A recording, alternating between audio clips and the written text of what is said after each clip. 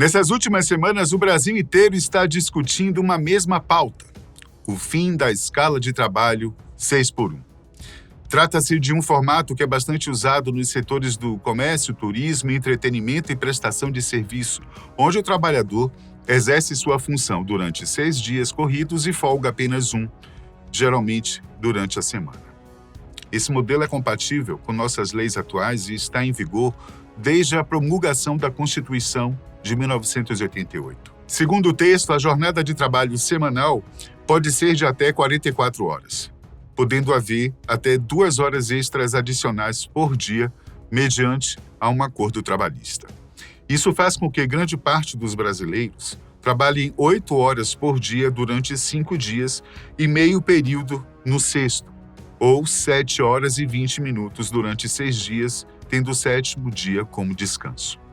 Outra possibilidade são as escalas 12x36, 24x72 e suas variações, que geralmente são adotadas por profissões ou instituições que trabalham em regime de plantão, como médicos, enfermeiros, policiais, bombeiros, seguranças.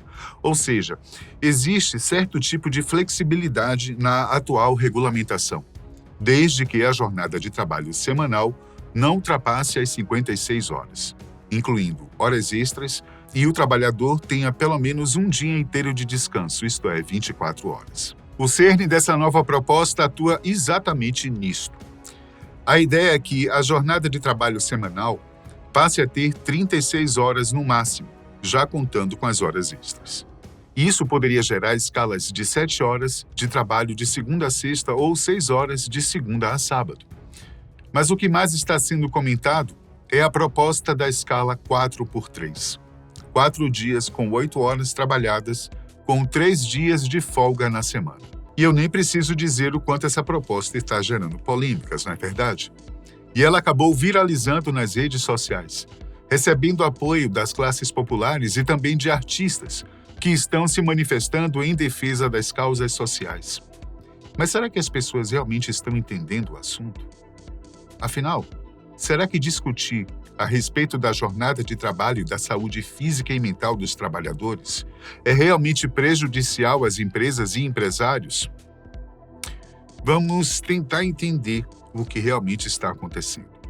Essa discussão começou com um desabafo de Rick Azevedo em uma rede social.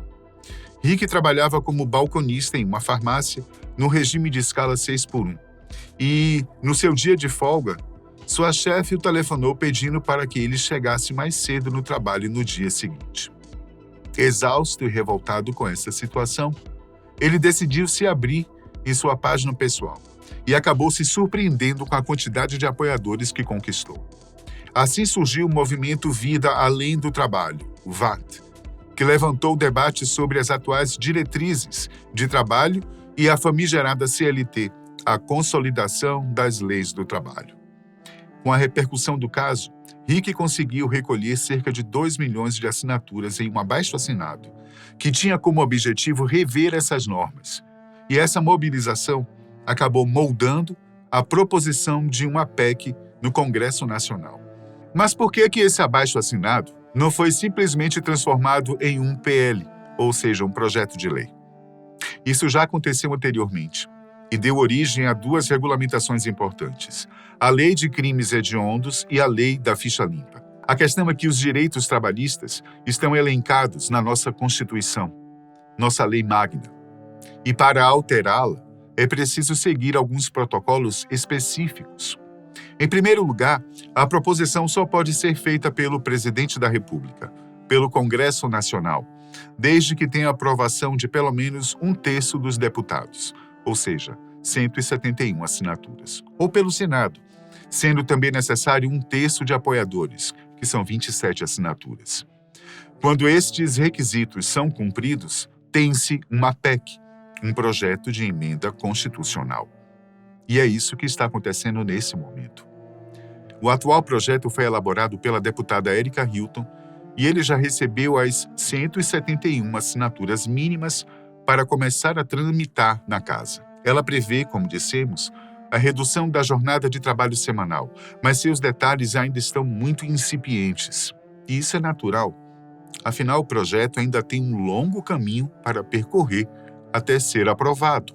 Primeiro, ele precisa ser analisado pela Comissão de Constituição, Justiça e Cidadania, para que seja verificado se o texto não fere nenhum princípio da Constituição. Depois dessa etapa, a PEC é encaminhada para outra comissão, que tem até 40 sessões para fazer alterações necessárias. Bom, só aí é que o projeto pode ir ao plenário, ou seja, ser votado. Primeiro é preciso que a PEC receba a aprovação de 3/5 dos deputados, ou seja, 308 votos em 2 turnos de votação. Se for aprovada, é encaminhada para o Senado, onde também deverá ser aprovada por 3/5 dos seus membros, pelo menos 49 senadores. Mas o texto também pode sofrer alteração nessa etapa. E se isso acontecer, volta para a apreciação do Congresso. Isso significa que nenhuma mudança será feita de forma imediata, até porque o atual projeto prevê que a lei entrará em vigor 1 ano depois que for aprovada. E, além disso, várias medidas de transição precisarão ser implementadas para fazer com que a mudança funcione sem prejudicar a economia nacional. Estamos falando de anos, talvez até décadas. Então, qual é a preocupação? Bom, a maioria das pessoas e entidades que se posicionaram contra a mudança até agora são empresários e organizações que defendem os direitos e interesses dos empreendedores, como a Confederação Nacional do Comércio. O temor é justificável. Afinal, reduzir a jornada de trabalho sem reduzir os salários implicaria em mais custos, especialmente se for necessário contratar mais colaboradores. Atualmente, muitas empresas já estão trabalhando no limite, e aumentar algum tipo de custo, como a folha de pagamento, por exemplo, significaria ter que fechar as portas. E isso seria um tiro no pé para a economia e o empreendedorismo. Mas talvez o problema não esteja necessariamente na folha de pagamento e nos direitos dos trabalhadores. O Brasil ainda é um dos poucos países em ascensão que obriga seus empresários a pagar a alíquota de impostos com base no faturamento e não no lucro. E isso por si só gera um grande impacto nos gastos mensais das empresas, principalmente se considerarmos a quantidade de impostos existentes. ICMS, PIS/COFINS, ISS, IRPJ, CSLL, IOF, DIFAL e INMETRO, além das taxas pagas às prefeituras e ao Estado. E estes são apenas alguns exemplos. Sendo assim, os gastos que se tem com o trabalhador, como o FGTS e INSS, folha de pagamento e vale alimentação, não são os mais expressivos. Tirando o fato de que, para contratar uma pessoa, os encargos fiscais podem chegar a 75% do seu salário, ou seja, quase o dobro do que é gasto com folha de pagamento. Nesse sentido, sim, implementar uma nova escala e uma nova jornada de trabalho poderia ser prejudicial às empresas e médias empresas. Mas se isso for alterado e os empresários recebessem incentivos ou os encargos fossem diminuídos, os empreendedores poderiam se beneficiar com 2 funcionários ao invés de 1, trabalhando com mais qualidade de vida, menos cansaço e, portanto, mais produtividade. E isso não somos só nós que estamos falando, mas as pesquisas conduzidas em diversos países que já estão implementando uma jornada de trabalho semanal reduzida. No Reino Unido, por exemplo, 92% das 61 empresas que participaram de um estudo decidiram manter a escala 4x3 após o término do experimento. Os pesquisadores notaram que, em um período de apenas 6 meses, 71% dos funcionários relataram menos esgotamento, enquanto índices de ansiedade, fadiga, estresse e problemas de sono diminuíram drasticamente. A receita média das empresas aumentou em 1,4%. A probabilidade de pedidos de demissão caiu 57%.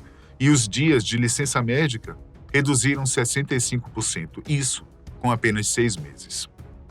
Além disso, as perspectivas para o futuro também são bastante otimistas. Afinal, com trabalhadores menos estressados e com mais tempo, o consumo também cresce, o que aquece a economia e gera ainda mais empregos. Não é uma luta de um contra o outro. Todos podem sair ganhando.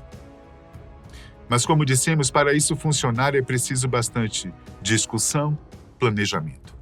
Além da revisão da carga tributária e dos incentivos fiscais implementados no período de transição, é necessário convocar os especialistas para debaterem um assunto de forma madura, já que as pessoas que estão decidindo sobre nosso futuro trabalham em um regime de 3x4. E muitos deles nem sequer têm uma noção do que o trabalhador e empreendedor brasileiro precisa enfrentar no dia a dia. Ter mais tempo para a família, o lazer, os estudos, para se capacitar ou simplesmente descansar, deveria ser um direito básico para todos, tanto para funcionários como para empresários. E é por isso que essa pauta é tão importante e merece ser tratada como tal. Como dissemos, ainda existe um longo caminho para se percorrer. E é possível que o objeto nem seja votado por estas mesmas pessoas que estão se debruçando sobre ele neste momento. Daí a importância de escolher bem nossos representantes, cobrar soluções, posturas, depois que eles forem eleitos.